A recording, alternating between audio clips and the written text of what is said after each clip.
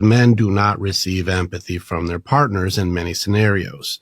And so I did a survey. I have hundreds of guys in my groups too. And so I did a survey with my men. I'm like, maybe this is incorrect. Maybe the ladies really are empathy monsters. Maybe they're just brilliant at it. Let's check and see. And so I asked 3 questions. I said, do your feelings matter to you? And they said, yes. I said, do you feel like your feelings matter to her? And all of them said no, except for 3 guys, but 2 of them were in the first 2 weeks of their relationship and they both failed. And 1 guy was in denial about his relationship and they got divorced. So I'm still at 100% if I look at this. No empathy for 100 guys. I stopped the survey at 100. I was like, I have nobody saying yes. And the last question was, do you wish that she did care about your feelings? And they all said yes. And so if women are really showing empathy for men, that's a very different thing. Now they mix up empathy and well-being. Like, well, I took care of his, dishes, or I packed his lunch, or his laundry was done. I'm like, which one of those is a feeling? I'm like, those aren't feelings, and like, well, he needs to be the rock for my relationship. Tim needs to be the rock. And I'm like, oh, that sounds awesome. What feelings do rocks have? They do not have feelings. And so to have this need for connection, I found our guys, when we started doing our support, we do daily support. I had that call right before I talked to you. I had about 30 guys just on a call going, hey, I just need that backup today. And we do that every single day to make sure if any guys are in it, they're not in it alone. Yeah. And they hit those rock bottoms when they hit. And so I'm like, hey, we need training. And I'm with you with the connection, but men don't have connection. We're isolated. And you talked about the self-medication, especially when it goes to alcohol. Boys drink right away. That's why I say name a country song and hip hop song that don't have drinking. Yeah. Like they're almost all at the bar or at the club. Everyone's drinking. And I'm like, we drink to meet the girl. We drink when we lose the girl. We're always drinking. And I'm like, every coping mechanism says distract yourself through alcohol. No wonder so many people go right to the bottle. And so the isolation and the need for distraction when you do not have connection seems like without mentors, support, or belonging, it goes right to distraction from the reality.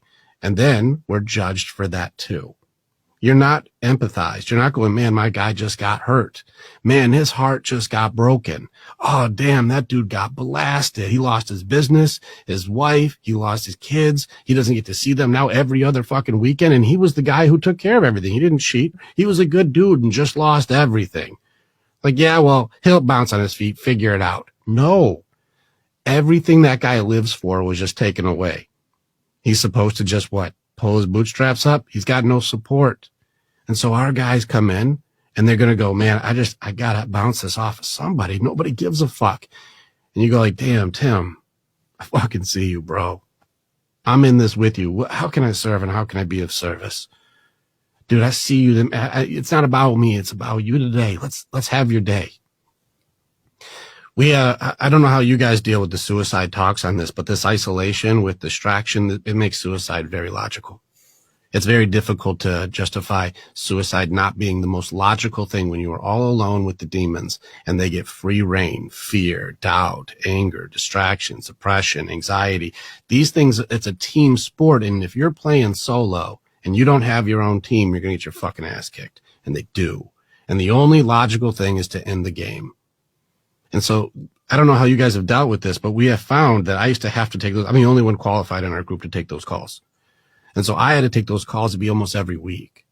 Now, these thoughts still come up, but it's not as severe as it used to be. So it's easier to beat. But we started a group at night, just a night group, hang out, not do the deep work, not go into battle. Just you belong. And the guys who would be in the middle of the night drinking Jack Daniels next to a fucking gun, like those guys now had a place where like, I do want to hear what you have to say, man. And you are important to me. And I value you being here. And you're important, man. You're not a piece of shit. You're actually one of us. And I'm happy to hear your story. And damn, you went through that. You matter to me.